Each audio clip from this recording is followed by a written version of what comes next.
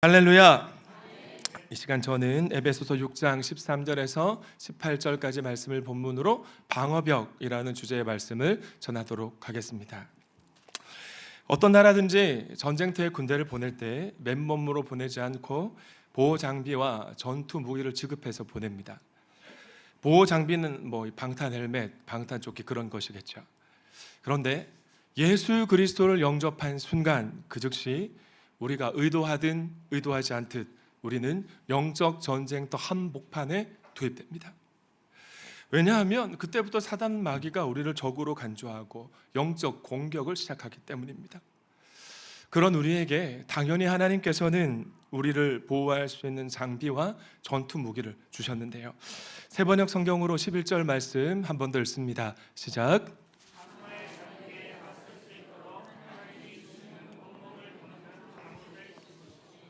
여러분, 하나님이 우리에게 무엇을 주셨습니까?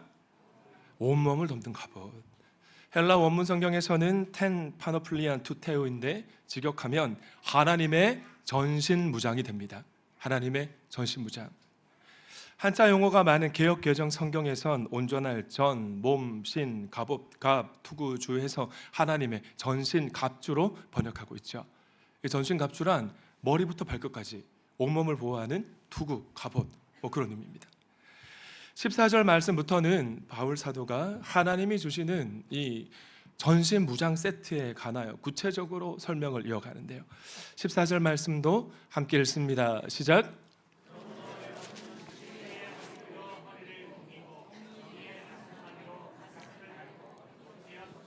자, 이미지 띄워주시고요. 성경학자들은 바울 사도가 전신 갑주에 관해 기록할 때 로마 군인들을 보고 기록했을 것이라고 추정합니다.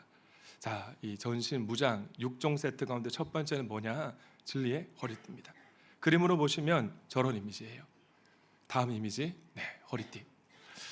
평상시 고대 근동의 사람들은 튜닉이라는 무릎이나 발목까지 내려오는 속옷이면서 고동 역할을 하는 헐렁한 옷을 안에 입었고요. 그리고 그 옷 위에 로브라는 조금 더 두껍고 긴 옷을 입었습니다. 착용한 모습, 저런 모습 익숙하시죠? 속옷, 이 튜브는 긴 형태의 옷, 속옷이라고 생각하면 될 것 같고요. 근데 겉옷이기도 하고, 로브는 튜닉 위에 입는 망토나 코트라고 생각하시면 될 것 같습니다. 창세기 37장 3절에서 아버지 야곱이 요셉에게 입혀주었던 채색 옷이 바로 겉옷, 저 로브인데요. 고대 근동의 사람들은 이 겉옷인 로브에 화려한 장식을 해가지고 신분을 상징토록 한 것입니다. 근데 여러분, 몸에 꽉 끼는 옷이 편한가요? 헐렁한 옷이 편한가요? 물어볼 것도 없죠. 헐렁한 옷이 편하잖아요. 그런데 이런 옷은 일상생활하기에는 편하지만은 전투와 운동 같은 격렬한 활동을 할 때는 이게 막 너플너플거리니까 오히려 방해가 됩니다.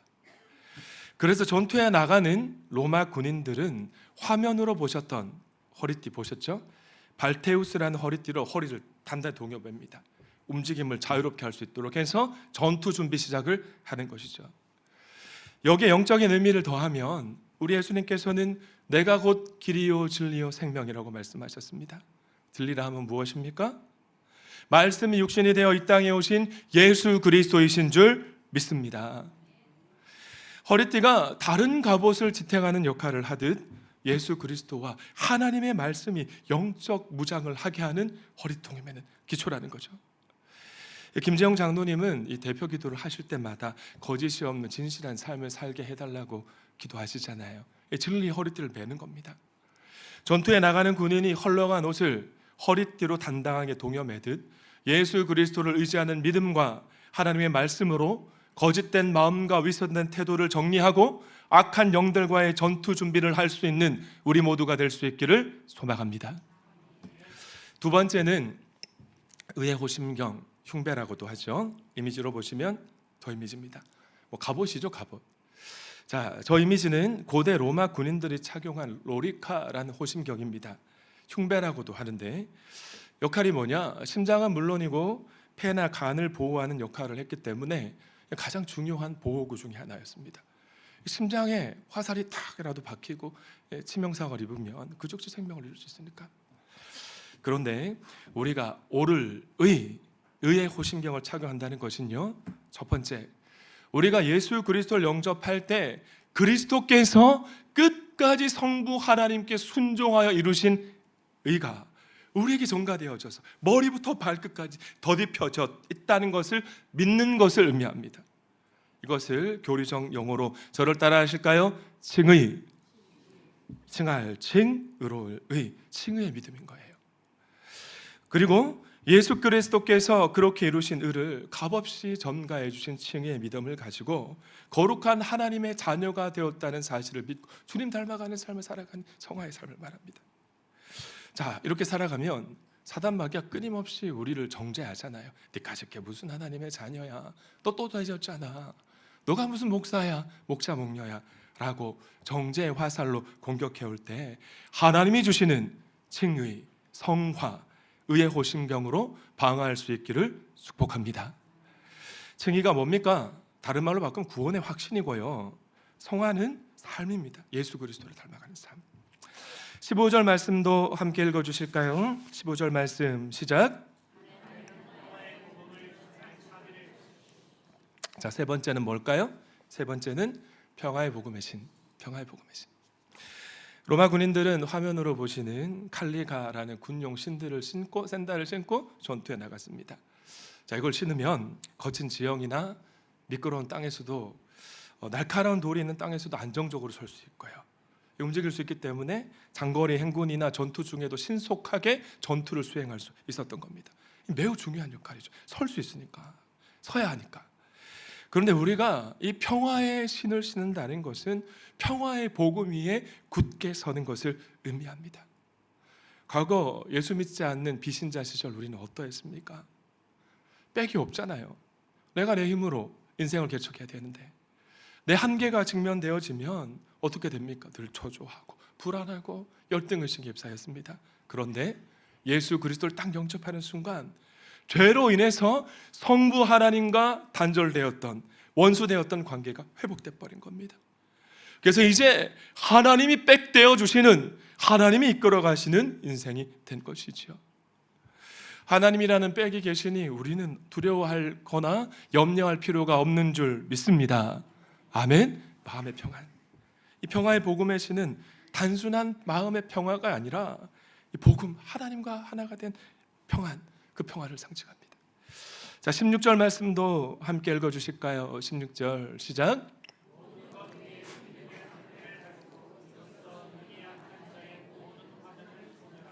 네 번째는 뭘까요? 믿음의 방패 맞습니다. 로마 군인들은 전투에 나갈 때 스쿠툼이라는 대형 방패를 들고 나갔습니다.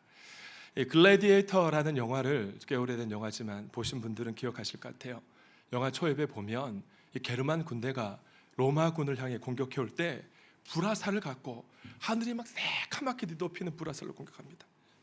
그런데 로마 군대가 어떻게 방어하던가요?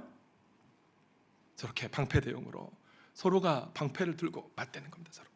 적의 화살 공격을 막아내죠. 적들과 근접전을 할 때는 방패를 들고 함께 막 밀치면서 반격의 기회를 모색하기도 합니다. 우리에게 적용하면 믿음이란 우리의 전 존재를 하나님의 보호 아래로 옮겨지게 합니다. 그래서 의심, 두려움, 유혹, 정죄, 거짓말이라는 사단의 공격해오는 영적인 불화살을 믿음의 방패를 들고 막는 거죠. 그런데 방패가 아무리 크다 해도 우리 몸보다는 작잖아요. 온몸을 다 가릴 수는 없습니다. 그래서 우리가 아무리 큰 믿음을 가지고 있다 할지라도 사단 마귀의 영적 공격이 거셀 때는 나 혼자만의 믿음으로는 버틸 수가 없는 거예요. 노출될 수 있는 부위가 있는 겁니다. 하늘을 새카맣게 덮는 사단 마귀의 불화살 공격을 어떻게 막아내겠어요? 그때 어떻게 하면 됩니까? 목장 식구들과 함께 믿음의 방패를 드는 겁니다. 방패 대용으로 서로 맞대고 서로 돌아보아 권면하고 함께 기도함으로 승리할 수 있는 모든 동함의 가족 될 수 있기를 축복합니다. 그래서 목장 식구들이 있다는 것은 아군이 있다는 거예요. 나와 함께 싸워줄 수 있는. 17절 말씀도 함께 읽습니다. 시작.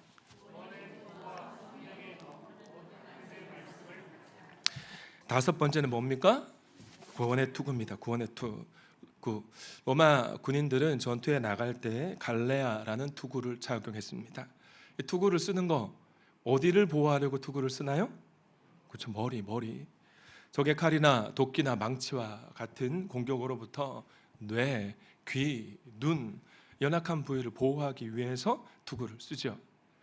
여기에 영적인 의미를 부여하면은요, 구원의 투구라 그랬습니다. 투구가 머리를 보호하듯 구원의 확신을 굳게 가지는 거예요. 어떤 일이 있어도 나는 구원받은 하나님의 자녀라는 명확한 구원의 확신을 가지는 것입니다. 왜 그렇게 해야 됩니까? 사단 마귀의 첫 번째 공격 목표가 생각이거든요. 악한 영들이 불어넣는 의심, 미움, 열등의식, 우울감, 거짓된 죄책 등을 이 구원의 확신이 막아내는 거예요. 옆에 계신 분에게 인사합시다. 당신은 구원받은 하나님의 자녀입니다. 시작. 어떤 일이 있어도, 어떤 상황 속에서도 저와 여러분은 예수 그리스도를 영접한 하나님의 자녀인 줄 믿습니다. 여섯 번째는 성령의 검입니다. 로마 군인들은 좀 이미지가 작게 되는데 저거보다는 좀 클 것 같아요. 글라디우스라는 단검을 공격용 무기로 사용했습니다. 그런데 지금까지 살펴본 진리의 허리띠, 의의 호심경, 평화의 복음의 신, 믿음의 방패, 구원의 토구가 방어구잖아요. 방어용입니다. 그런데 유일한 공격 무기가 있으니 그것이 바로 성령의 검인 거죠. 자, 그런데 17절 하반절 말씀은 성령의 검이 곧 뭐라고 말씀하고 있죠? 하나님의 말씀이랍니다. 예수님께서 공적 사역을 시작하시기 전 40일 동안 광야에서 금식 기도하실 때 이 마귀가 시험해 왔잖아요. 영적인 공격을 감행해 올 때 말씀으로 승리하신 것처럼 우리의 유일한 무기는 하나님의 말씀인 줄 믿습니다. 특별히 17절 말씀에서 하나님의 말씀 할 때 말씀이란 헬라 원문 성경에서 레마라는 단어를 씁니다. 레마. 제가 주일 연합 예배 시간마다 설교를 마치고 나면 자 이제 눈을 감고 침묵 가운데 기도합시다. 하나님이 주신 레마의 음성에 귀 기울여 봅시다. 그렇게 제가 말씀을 드리잖아요. 레마란 특정 상황에서 우리 안에 내재하시는 성령님께서 지금까지 우리가 듣고 암송했던 말씀을 직관적으로 떠올려 주시는 음성입니다. 저희 아들 성현이가 조금 늦게 베이스를 배워서 실용 음악과를 진학하려고 합니다. 자, 수요 성령 집회 때 말씀을 드렸는데요.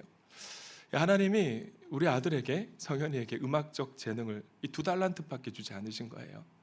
잘 몰랐습니다. 그런데 그래서 5달란트 받은 아이들보다 훨씬 더 많이 노력해도 기대보다 실력이 늘지 않는 거죠. 성현이가 열등의식에 빠져있다는 걸 잘 몰랐는데 가족 목장하면서 살았습니다. 이 녀석이 가족 목장 시간에 말하길 아빠 제가 재능이 부족해서 늘 불안하고 초조했어요. 나는 뭐 잘하는 게 없네 라는 생각이 들었습니다. 그런데 한 번은 연습실에 들어가는데 누군가 저에게 말을 하더라는 거예요. 두려워하지 마, 내가 너와 함께 할게. 내가 너를 붙잡아 줄게. 너무 선명하게 들려서 신기해가지고 인터넷을 검색해 봤더니 이사야 41장 10절 말씀이었던 거죠. 계속해서 성현이가 말하길 그 말씀이 들릴 때 너무 신기했어요. 두렵고 초조하고 불안했는데 마음이 평안해지는 겁니다. 그래서 제가 그랬죠. 우리 성현이에게 하나님이 레마의 음성을 들려주셨구나. 사랑하는 여러분, 하나님께서는 당신의 사랑하는 자녀인 우리에게 날마다 시마다 분마다 레마의 음성을 들려주십니다. 우리는 하나님의 자녀고 그분 우리 아버지고 아버지가 아들에게 대화를 시도하는 거죠. 사단 마귀가 영적인 공격을 감행해 올 때 레마의 말씀 가지고 대적할 수 있는 성도님 될 수 있기를 축원합니다. 하나님이 나를 강한 손으로 붙잡아 주시겠다고 약속하셨으니 나는 그 말씀을 믿고 두려워하지 않겠다. 나를 두렵게 하는 악한 영들아 예수 그리스도 이름으로 묶임받을지어다 떠나갈지어다 선포하면 그것들은 떠나가게 되는 것입니다. 자, 그런데 중요한 사실이 있습니다. 하나님이 주신 전신 무장 세트 6종은요 우리에게 주셨지만 그냥 놔두면 이 능력이 작동되지 않아요. 이걸 작동하기 위한 스위치가 있다는 겁니다. 18절 말씀도 함께 읽습니다. 시작.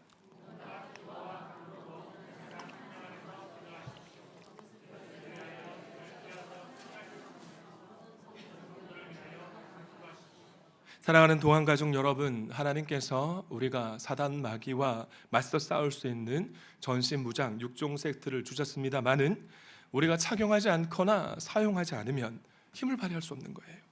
그럼 어떻게 온전히 사용할 수 있느냐? 그 스위치가 뭐냐면 온갖 기도와 간구입니다.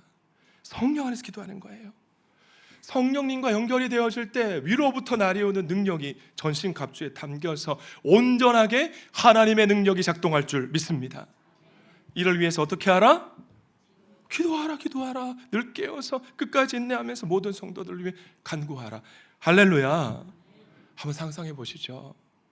여러분이 하나님이 주시는 전신갑주를 착용하고요, 기도하면서 악한 영들의 공격을 막 다 막아내는 거예요. 그리고 말씀의 검을 들고 막 그것들을 대적해서 물리칠 때 얼마나 그 멋진 모습입니까?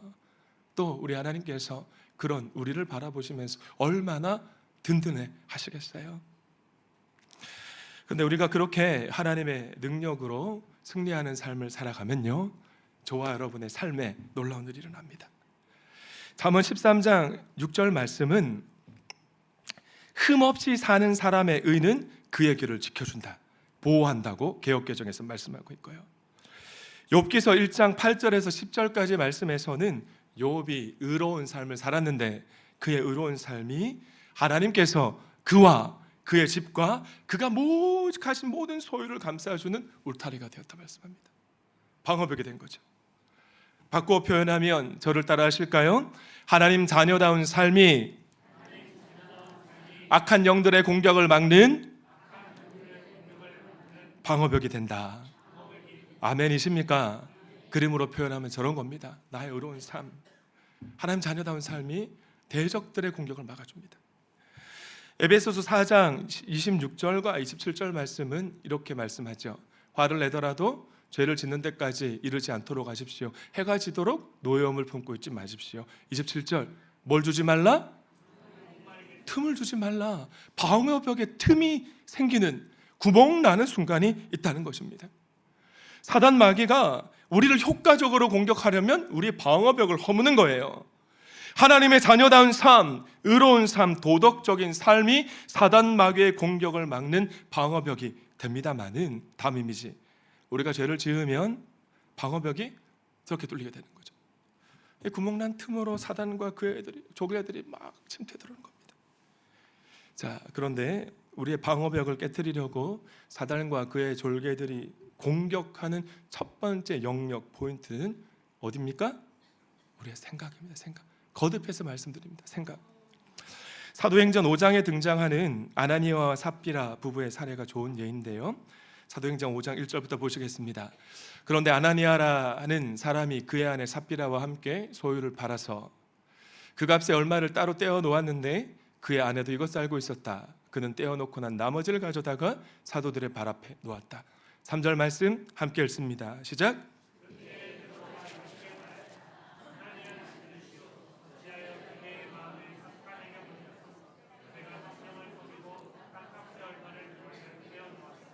그대의 마음이 사단에게 홀려서.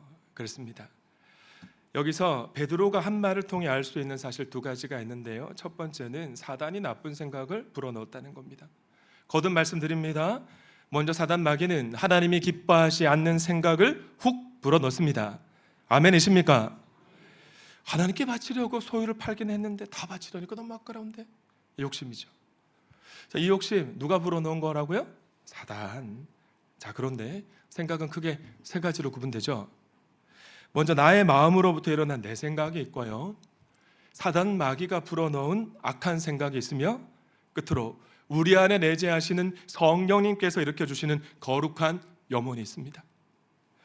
자, 그럼 어떻게 분별할 수 있느냐? 한 번 더 따라합시다. 하나님 앞에서 질문하라. 하나님 앞에서 질문하면 됩니다. 첫째, 이 생각이 어디에서 왔는가? 두 번째, 이 생각이 부정적인 감정과 잘 어울리는가? 아니면 긍정적인 감정과 잘 어울리는가? 우리가 믿는 하나님, 그분의 영인 성령님은 긍정의 영이시잖아요. 근데 지금 내 생각이 분노, 욕망, 미움, 우울감, 자기연민, 죄책감이란 이 부정적인 감정과 또 잘 어울리는 거지. 그러면 사단 마귀가 불어넣은 생각임을 알고 분별하시기 바랍니다. 세 번째, 이 생각이 하나님이 원하는 생각인가? 네 번째, 이 생각이 하나님이 세우신 질서에 따라가는 생각인가? 아니면 질서를 깨트린 생각인가? 다섯 번째, 이 생각으로 인한 행동이 주위 사람들에게 선한 영향력을 미칠 것인가? 아니면 나쁜 영향력을 미칠 것인가? 다섯 가지입니다. 이 다섯 가지를 하나하나 차례로 질문해 보시고 동그라미 X표 하시면 하나님이 분별케 하시는 지혜가 여러분에게 있을 겁니다. 이 생각이 어디서 왔는가? 이 생각이 긍정적인 생각과 어울리는가? 부정적인 생각과 어울리는가? 세 번째, 하나님이 원하시는 생각인가?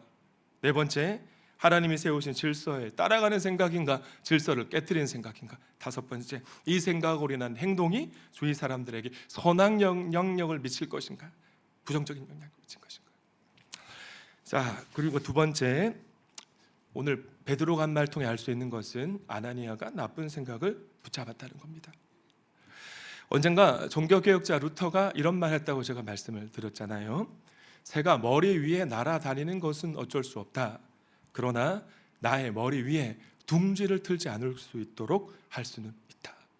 새가 막 사단이 날아다니는데 내 머리에 또아리 틀지 않을 수 있도록, 견고한 진 만들지 않을 수 있도록 할 수 있다는 거죠.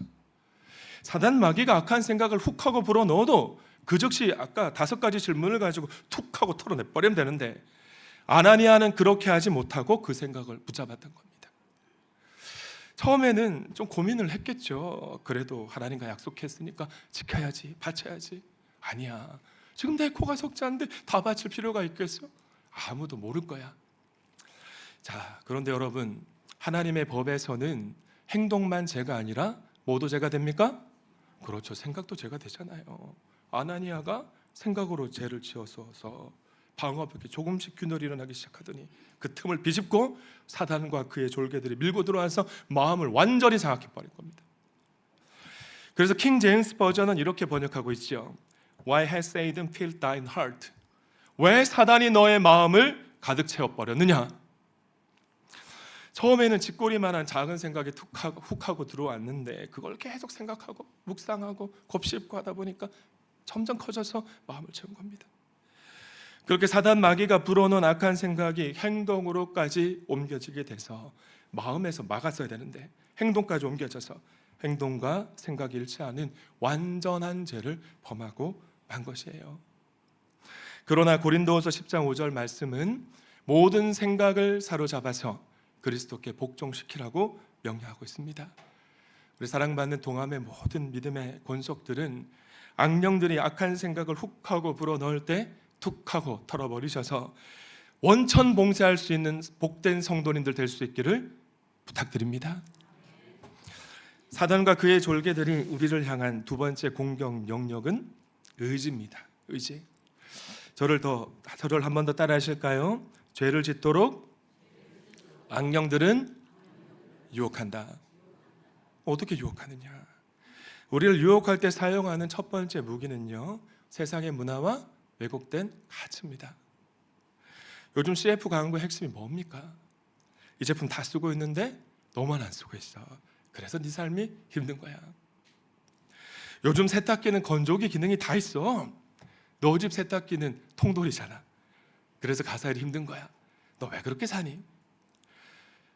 이거죠. 그럼 그때부터 그 세탁기 볼 때마다 그냥 짜증이 확 나는 거예요. 오늘날 세상 문화가 외치는 메시지가 바로 이겁니다. 여러분, 남들은 다 하고 있어, 너만 안 해. 몇 가지 예를 들어볼까요?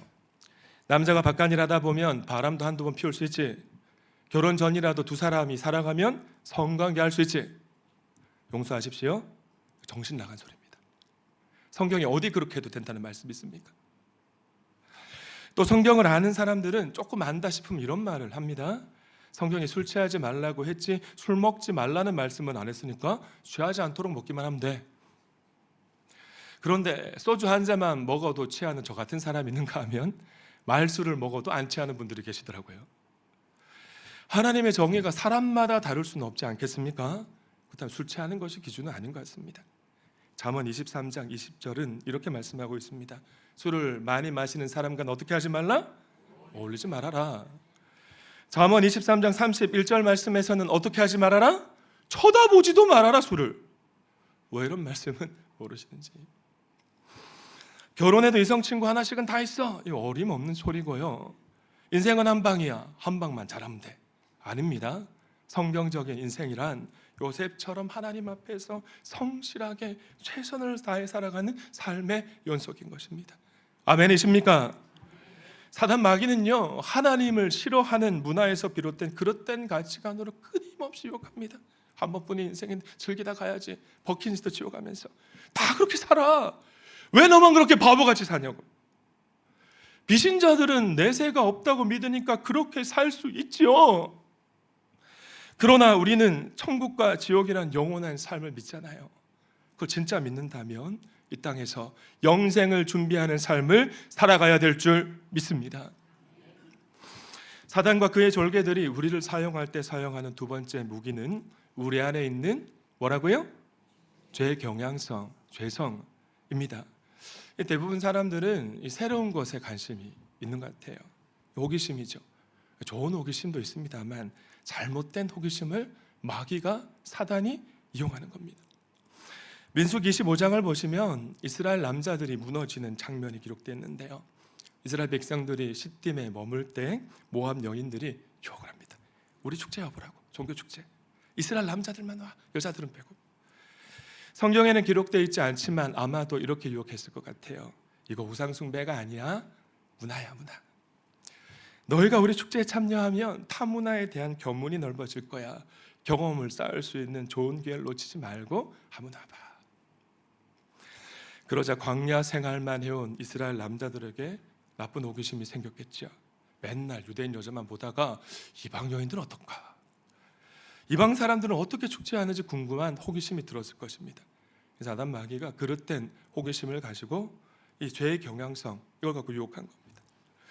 이방 문화의 배운에는 여러분 명심하십시오. 반드시 우상을 숭배하는 행위나 세계관이 담겨 있습니다.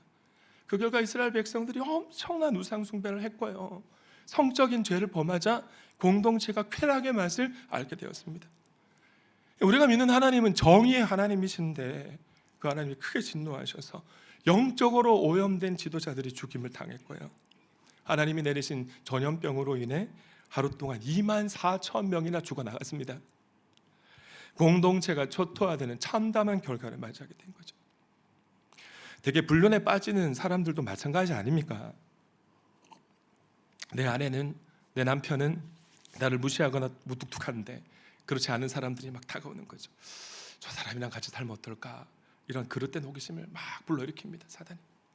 그러면 조금 넘어갔다 싶으면 사단 마귀는 우리의 음란이라는 죄의 경향성, 죄성까지 자극해서 우리가 의지적으로 죄악을 선택하도록 가버린 거죠. 이황지사 이렇게 된 거 어떻게 하겠어? 갈 때까지 가보자. 이후 결과는 말씀드리지 않아도 아시겠죠? 개인의 삶이 무너지고 배우의 자에게 상처를 주고 아이들 정서는 박살이 나고 가정이 파탄나는 지경이 찾아오고 많은 것입니다. 분별할 수 있기를 축원합니다. 사단과 그의 졸개들이 우리를 향한 세 번째 공격 영역은 감정입니다. 감정. 증오, 미움, 두려움, 우울감, 불안감, 거짓 죄책감, 근심, 분노 이런 감정들이 갑자기 일어났는데 이걸 잠깐 멈추지 않고 계속 지속이 되면 90% 이상 사단막의 공격이라고 보셔도 될 것 같아요. 물론 하나님이 화가 나고 슬퍼하는 감정을 주셨습니다마는 말씀 가운데 기도하면서 잠잠해져야 되는데 계속 좋은 감정이 바뀌지 않고 커지고 행동까지 유발한다면 지금 내가 감정적으로 악한 영들의 공격을 받고 있지는 않은지 분별해야 하는 것입니다.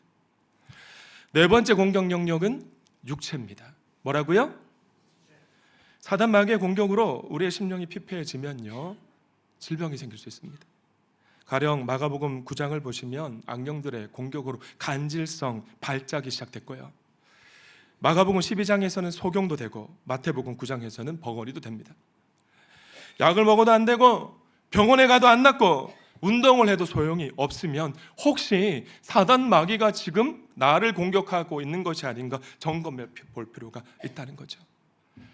그렇다고 모든 질병이 다 마귀의 공격 때문이라는 말은 아닙니다. 아멘?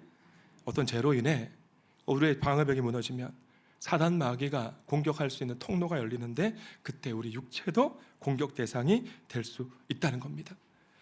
그래서 야고보서 5장 14절부터 16절까지 말씀은 장로들을 초대하고 서로 죄를 위해서 고백하면서 기도하면 기도하라고 말씀하는데, 그러면서 이제 방어벽 구멍이 메꿔지는 거예요.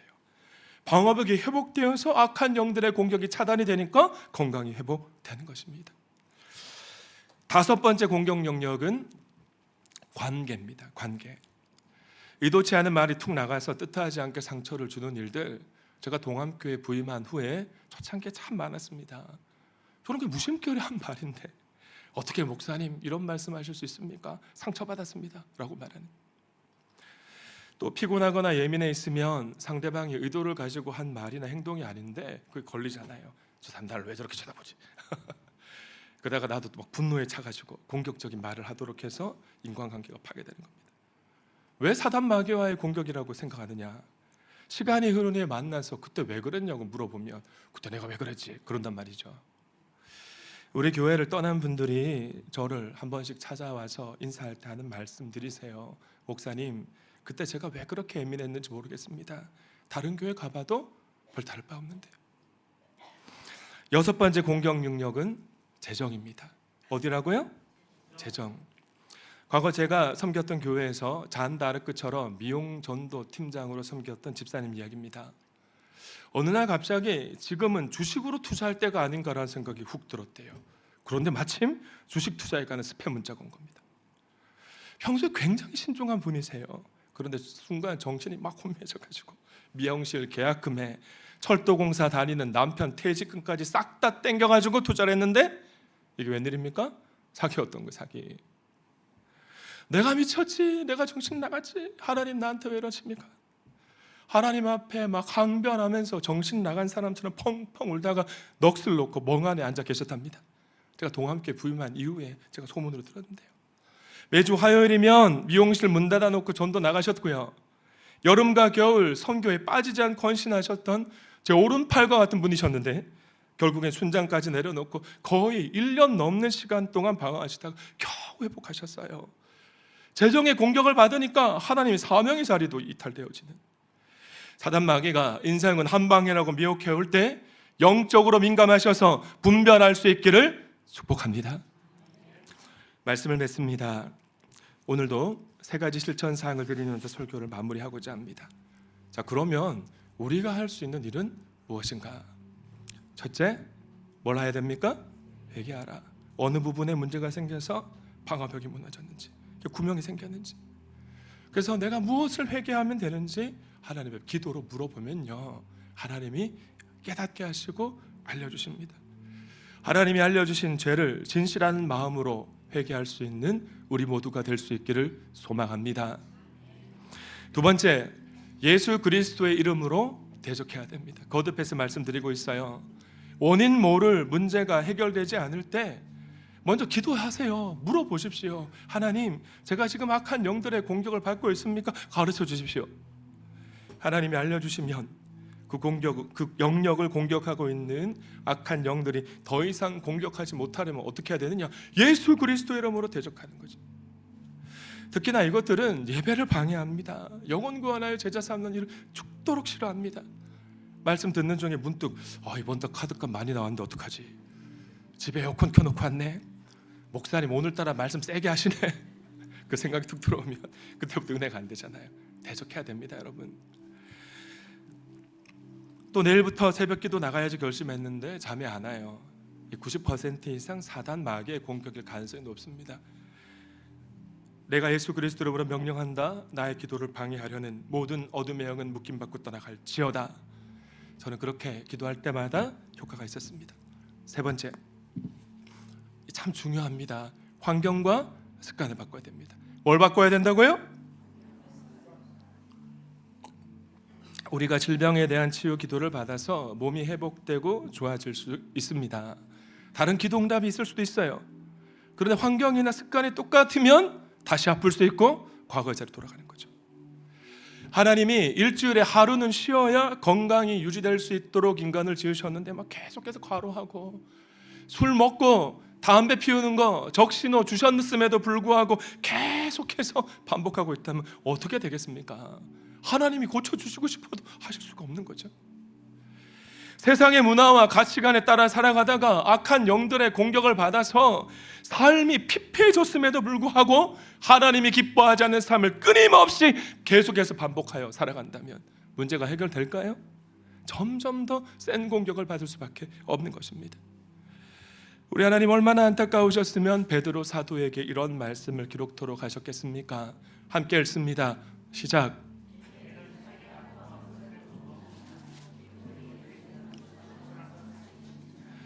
하나님께 기도해서 치유와 회복의 은혜를 경험했는데 다시 죄의 간성을 이기지 못하고 다시 예전의 모습 돌아가는 거예요. 그래놓고 하나님 왜 저를 안 고쳐주십니까? 왜 저를 안 도와주십니까? 우리 교회에는 이런 분이 한 사람도 없을 수 있기를 소망합니다. 적어도 오늘 강론만큼은 자유로울 수 있는 분이 한 사람도 없을 것 같아요. 저도 마찬가지고요. 언제까지 이렇게 살아서는 안 되지 않겠습니까? 예배만 보고 그냥 돌아가시면 안 돼요, 여러분. 옆에 계신 분에게 이렇게 인사하십시다. 당신의 방어벽에 빈틈이 없었으면 좋겠습니다. 시작. 내일부터 시작되는 제3차 특별 저녁 기도회를 통해 하나님이 주시는 전신갑주가 온전히 작동되고 구멍난 방어벽에 메꾸어진 은혜가 있기를 소망합니다. 하나님께 영광의 박수 올려드립니다.